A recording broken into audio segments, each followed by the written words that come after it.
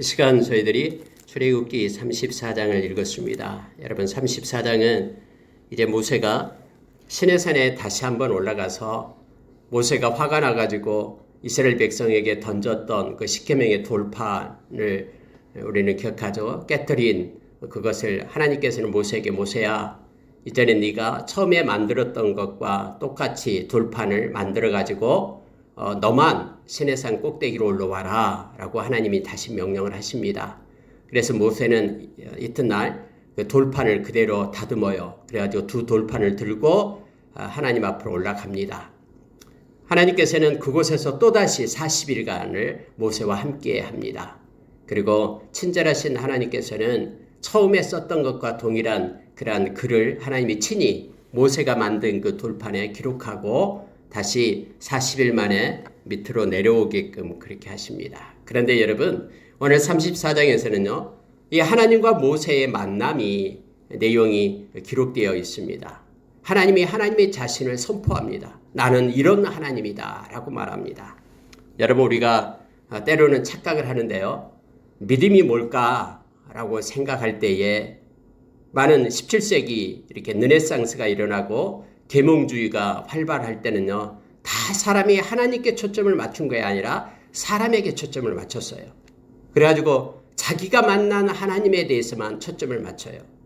그러니까 하나님이 주관적인 하나님이 되어버리는 거예요. 아니야. 내가 만난 하나님은 이런 분이야. 다른 사람은 아닌데 내가 만난 하나님이 이런 분인데 라고 말해서 마치 하나님이 자기의 어떤 자기가 깨닫고 느끼고 자기가 행하는 그런 모든 것 가운데 하나님을 가두어요. 그래서 자기가 인간이 중심이 되기 때문에 인본주의가 발달해가지고 그렇게 하나님을 이렇게 제한하고 이랬던 적이 있습니다. 물론 지금도 여러분 이러한 그런 우매함 속에 갇혀있는 이들이 있어요. 하나님은요, 이 말씀 속에 나타나신 하나님임을 우리가 기억을 해야 됩니다. 내가 느끼든 느끼지 못했던 믿음의 기준은 하나님의 말씀입니다. 그때 당시 여러분 계몽주의에 나타났던 그 유명한 사람이 임마누엘 칸트예요. 우리가 철학에도 많이 나옵니다. 이 칸트는 도대체 예수를 믿는다는 게 뭘까? 믿음이 있다는 게 뭘까라고 말하면서 철학적으로 뭐라고 얘기하냐면은 그것은 도덕적으로 보면 알 수 있다. 이렇게 말하는 거예요. 그래서 순수 이성을 내세우면서 저 사람이 삶을 보면은 도덕적으로 이렇게 높은 이런 도덕성을 가지고 살면은 저 사람 믿음이 좋다. 이런 판단을 했다라는 거예요. 근데 성경에는 그것이 어디도 없잖아요. 물론 여러분 디도서 2장 14절에 보면은 하나님께서 예수 그리스도를 이 땅에 보내셔가지고 십자가에서 저희들을 위해서 못 박히시고 우리의 죄를 사해 주신 그 이유를 말할 때에 이 땅에서 선한 일을 많이 하는 하나님의 백성을 삼기 위함이다라고 말씀하고 있죠. 예수님께서도 마태복음 5장 13절 이하에서 너희는 세상의 빛과 소금이다 해서 너희들이 세상에서 선한 일을 행함으로 인하여 너희들의 그 모습을 가지고 하나님께 영광을 돌리게 하라라고 예수님께서 말씀하셨죠. 맞아요. 그런데요. 우리가 이 땅에서 선을 행하기 때문에 그 사람이 믿는 사람이다. 이렇게 말하는 것은 틀려요. 우리는 이미 예수님 때문에 우리는 하나님의 자녀가 되어서 이 땅에서 하나님이 기뻐하는 선을 행할 수 있는 동력을 이 성령님을 통해서 말씀을 통해서 우리가 받고 이 땅에서 하나님이 기뻐하는 선을 행하는 것은 맞아요. 그러나 선을 행하는 것이 예수를 믿는 사람의 기준이 되면 안 돼요. 그런데 임마누엘 칸트는 인간의 입장에서 보니까 그렇게 칸트는 말하기를 그는 불가지론자죠. 그는 믿는 자가 아니었어요. 물론 그의 아버지는 목사님이었지만 그는 믿는 자가 아니었죠. 유명한 그러한 철학자는 맞습니다만요. 그래서 여러분요. 이렇게 도덕적 기준으로 인간의 입장에서 저는 선한 일을 하니까 저 사람은 천국 백성이고 이게 아니다라는 거예요. 여러분 오늘날도 마찬가지예요. 이 도덕적인 기준을 가지고 믿는 자를 판단하면 안 됩니다. 우리가 그러면은 모든 것들이 저 사람은 법 없이도 살아. 저 사람은 하나님 없이도 살아. 저 사람 너무나 착해. 그래서 천국 갈 거야. 이게 아니에요. 왜냐하면 성경에서 그렇게 말하고 있지 않기 때문에 그렇습니다. 모든 사람은 죄를 범했어요. 그래서 이 죄값, 죄 문제 해결하지 않으면 천국에 못 가요. 예수님의 보혈을 힘입고 회개하지 않으면 천국에 못 간다고 말합니다. 아무리 착한 일 많이 해도요. 그리고 또 한 명이 있었는데 헤겔이에요. 헤겔. 이 헤겔은 이 사람은 그 지성을 말했습니다. 그러니까 믿는다라는 것은 사람들이 알지 못하는 깨달음. 옛날에 영지주의와 비슷해요. 뭔가 심오한 것을 깨닫는 자가 천국에 가고 믿는 자다. 이렇게 생각하는 거예요. 뭔가를 머릿속으로 잘 깨닫고 논리적으로 말하고 이렇게 지적으로 이렇게 깊은 지성을 가진 자가 믿는 자다. 이렇게 기준을 했어요. 그러나 여러분 그게 맞지 않잖아요. 우리가 안다는 것과 믿는다는 건 다르잖아요. 우리가 논리적으로 뭔가를 설명할 수 있다고 해서 그가 믿는 자가 아니잖아요. 우리가 어떤 사람과 말다툼할 때에 예수 그리스도가 이분이다라고 우리가 말로 그들의 논리를 이겼다고 해서 그 사람이 마음속으로 예수 믿는 거 아니잖아요. 그러니까 여러분 어떤 사람이 뭘 심오하게 깨닫고 뭘 알고 있다고 해서 믿는 것이 아니라요. 정말로 예수 그리스도를 마음에 영접하고 하나님, 말씀에 나타난 하나님을 그대로 믿고 의지하는 자가 예수 믿는 자가 되는 것이죠. 또 하나가 술라이어 마허라는 유명한 그런 신학자가 있었죠. 이 사람은 뭐냐면 감정이다라고. 근데 요즘에 여러분요, 이 술라이어 마허의 그런 사관을, 그런 신관을 가지고 있는 이들이 많아요. 그러니까 무슨 얘기냐면은 내가 하나님을 만나는 그런 느낌, 감정. 야, 오늘 내가 하나님 말씀 마음이 뜨겁고 내가 은혜를 받았다고 해서 뭔가 내가 경험하고 하나님께서 나에게 주신 것을 느끼고 마음 가운데 뜨거움이 있고 이것을 믿음으로 생각하는 이들이 있어요. 그러나 여러분 아시잖아요. 우리의 마음이 얼마나 하루에도 요동하고 변한다라는 거 알 수 있잖아요. 아니 믿음이라는 것이 자기의 마음의 그 크기에 따라서 정해진 겁니까? 이것은 주관적인 믿음이죠. 성경에 그러면 믿음이란 뭐냐 그러면 성경 말씀대로 하나님을 믿는 거예요. 말씀하신 그 하나님을 우리가 의지하고 나가는 거예요. 내가 느낀 하나님을 만나는 것이 아니라 객관적이고 이 주관적이고 주권자 되시는 하나님을 내가 믿고 의지하고 나갑니다. 물론 여러분 우리가 성경에 나타난 우리 하나님을 믿고 의지하고 말씀 붙잡고 나갈 때에 우리 마음이 뜨거워져요. 그래서 마음으로 우리가 하나님을 느끼고 은밀한 가운데 교통하고 하나님이 주신 영적인 체험이 있어요. 뿐만 아니라 우리가 삶 가운데서도 이 칸트처럼 선한 일을 하고 싶어하고 하나님이 기뻐하는 일을 하고 싶어요. 그리고 우리가 깊이 하나님을 묵상하고 하나님을 깨닫고 교통을 해요. 성령의 기름 부음이 우리 가운데 있어가지고 요한일서 2장 27절의 말씀처럼 모두 그것을 깨닫게 되는 성령님의 가르침이 있어요. 이것들은 다 이렇게 부수적으로 결과적으로 나타난 것들이요. 그렇게 해야지만이 구원을 받고 믿음을 가진 자가 아니라요. 우리가 하나님을 나타낼 때는 볼 때는 성경에서 말한 하나님, 내가 비록 느끼지 못하고 내가 비록 만나지 못할지라도 성경을 그대로 믿고 성령께서 그렇게 믿게 하시거든요.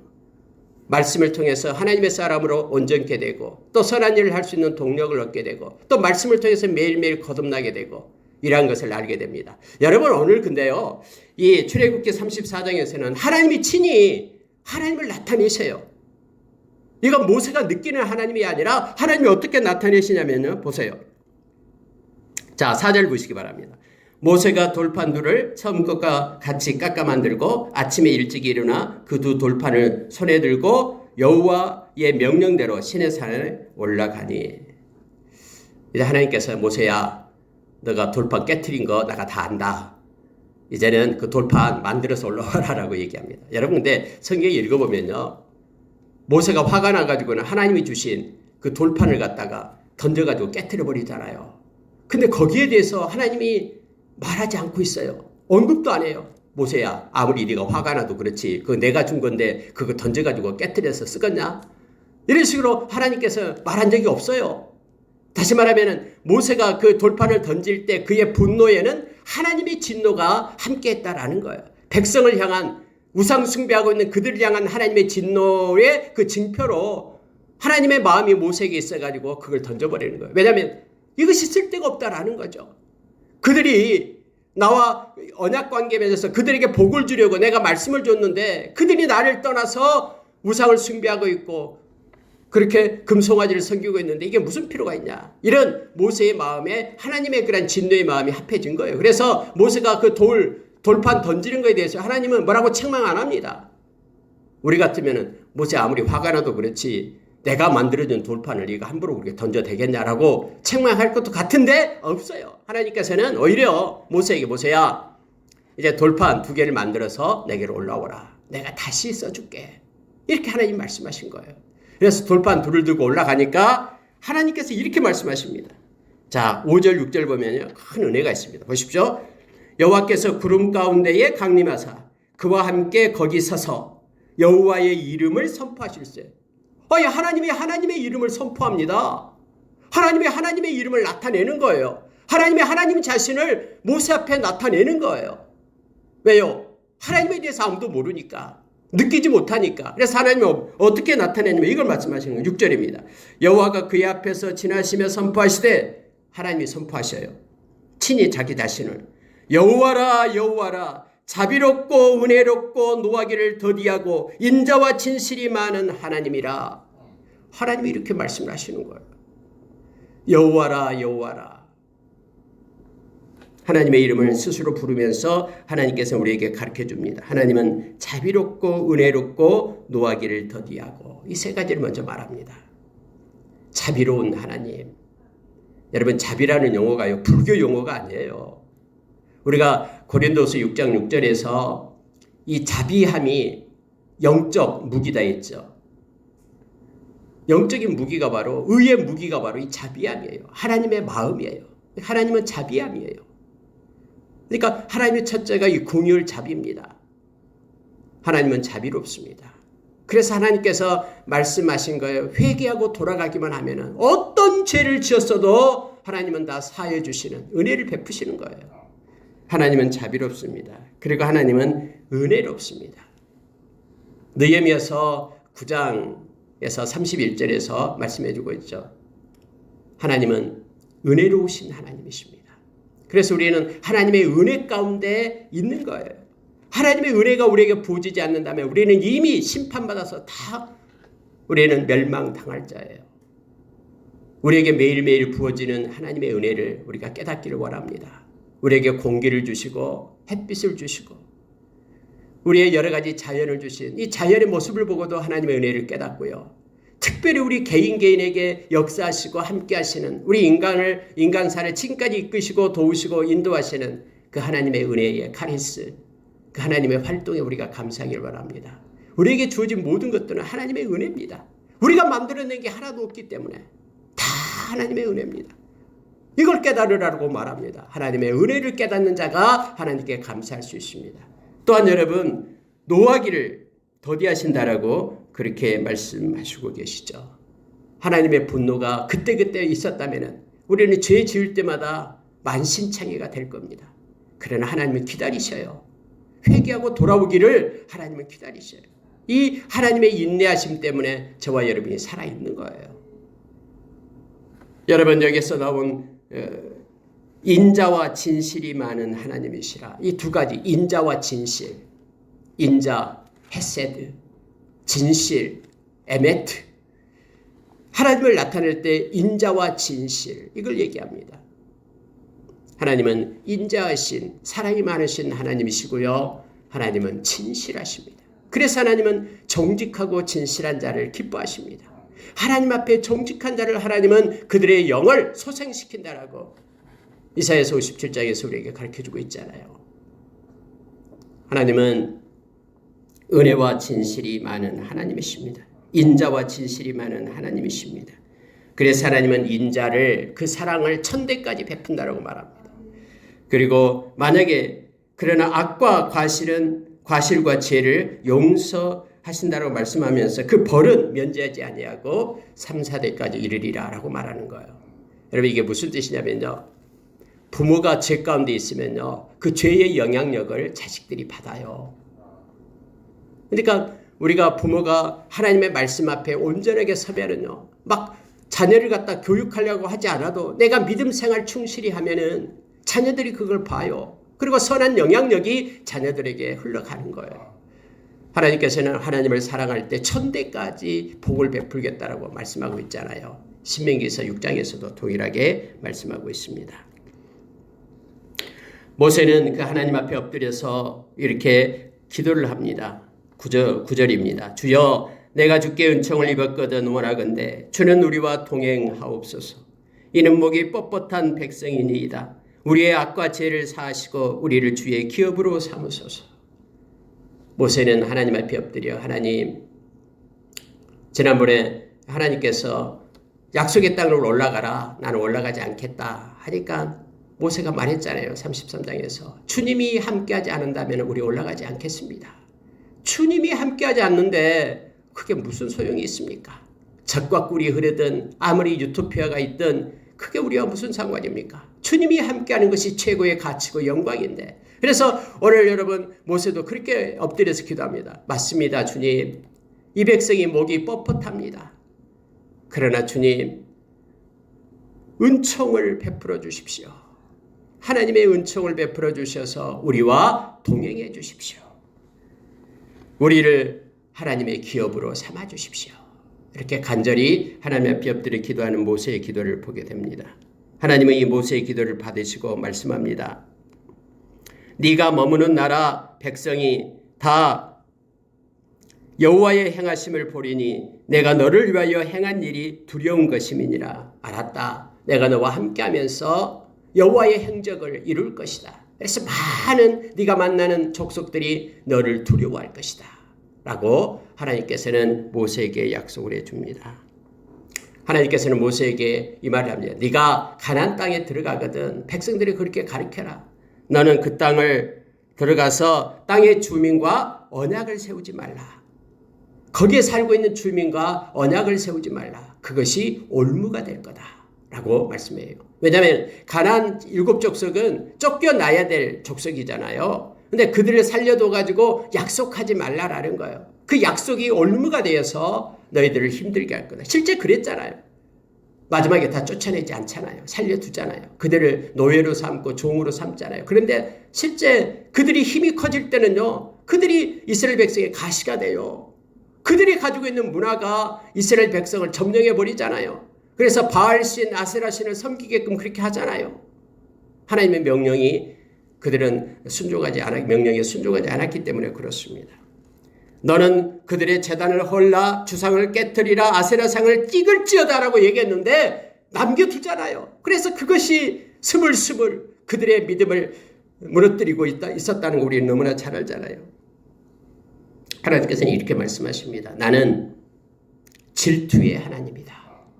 여러분 이거 중요합니다. 이 질투라는 단어가요, 깊은 사랑, 강렬한 사랑의 의미예요. 여러분 사랑하면은 질투하잖아요. 하나님께서 우리 인간의 질투처럼 그런 질투가 아니에요. 내가 막 가지고 싶은 거 못 가져서 질투하는 그런 질투가 아니에요.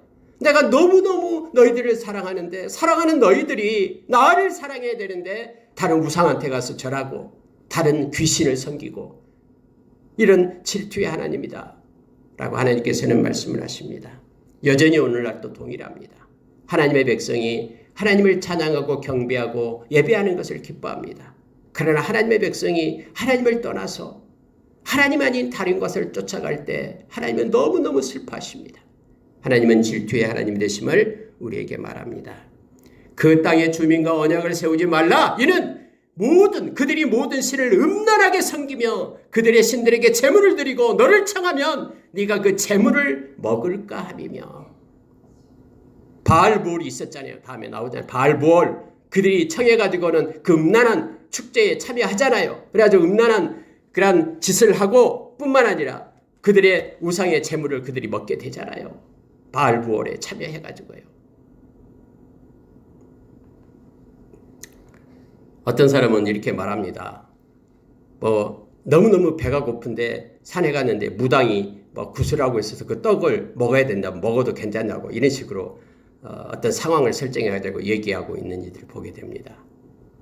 물론 죽게 생겼으면 하나님께서 허락하는 귀신이 없다고 생각하면 되는데, 그러나 죽을지언정 귀신에게 드리는 제물을 알고 있는 이상 성경에서는 그걸 떠나라라고 말합니다. 시장에서 뭔가 먹는데 이거 귀신에게 드렸던 제물이다라고 말하면 먹지 말라라고 얘기하잖아요. 성경에 요한복음에요.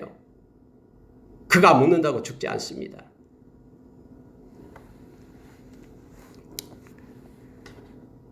자, 여러분 21절로 내려가면요. 너는 엿새 동안 일하고 일곱째 날에는 쉴지니 밭갈 때에나 거둘 때에도 쉴지며 안식일을 얘기합니다. 하나님께서 안식일을 정해서 그날은 쉬게끔 그렇게 하라라고 얘기했습니다. 그런데 사람들은 핑계를 잘 대잖아요. 쉬지 않고 어떻게 얘기하냐면은 지금 밭 갈 때다라는 거예요. 지금 이 밭을 갈지 않으면 파종을 못하고 그러면 우리의 먹을 것이 없어지는데 뭐 하나님도 이해하시겠지 하면서 밭갈이 할 때 핑계를 대는 거예요. 지금 추수할 때다라고 말합니다. 거두어 드릴 때예요. 이거 거두어 드리지 않는다면 이제 비가 와버리면 추수를 못하니까 이거 빨리 비 오기 전에 좋은 날씨에 거둬 드린다라고 안식일에 가서 행한다라는 거예요. 근데 성경은요 이렇게 구체적으로 얘기해요. 일곱째 날에는 쉴지니 밭 갈 때나 거둘 때에도 쉴지며 라고 말하는 거예요. 어떤 환경이 있어도 하나님께서 주신 안식에 감사하면서 하나님께 예배를 먼저 드리라라고 말하는 거예요. 오늘날 주일날 하나님 앞에 예배를 드리는 것은 예수님께서 우리에게 영원한 안식을 주신 것에 대해서 부활하신 주님이 우리에게 생명 주신 것에 대해서 감사하며 하나님께 예배를 드리는 날이잖아요. 그래서 여러분 하나님께 예배를 드리는 것보다 더 우선해야 될 것이 없다라는 것을 지금 말하고 있는 거예요. 밭 갈 때에든 아니면 추수할 때에든 먼저 하나님께 예배를 기억하라라고 하나님은 말씀하십니다.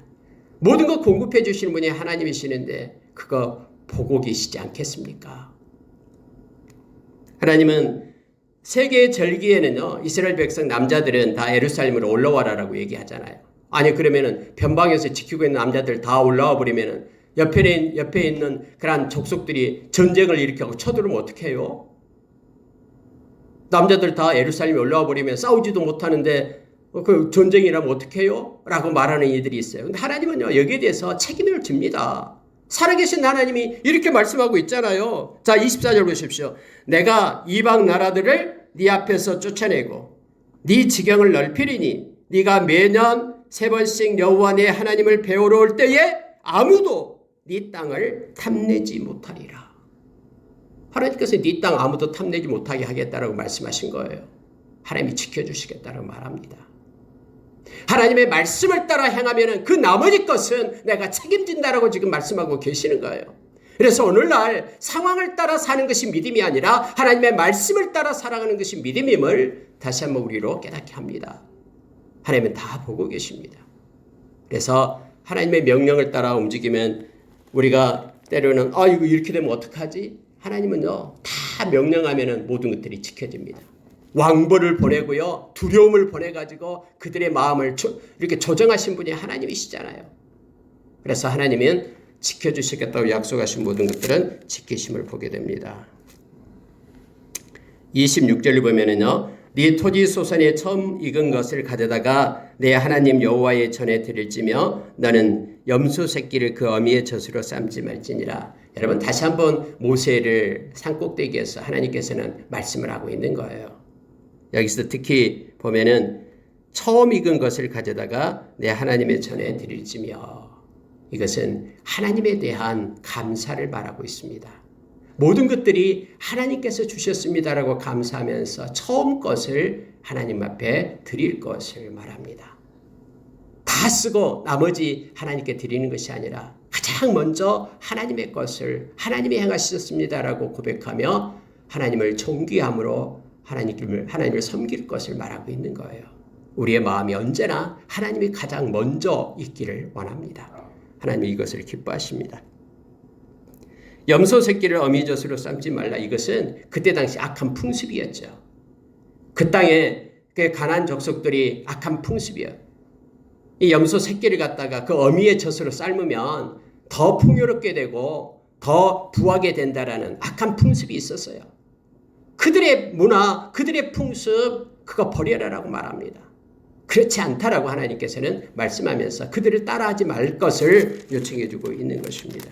하나님께서는 이처럼 모세를 산꼭대기로 불러가지고요. 자, 28절 보니까 모세가 여호와와 함께 40일 40야를 거기 있으면서 떡도 먹지 아니하였고 물도 마시지 아니하였으며 여호와께서는 언약의 말씀과 십계명을 그 판들에 기록하셨더라. 이렇게 되어 있죠.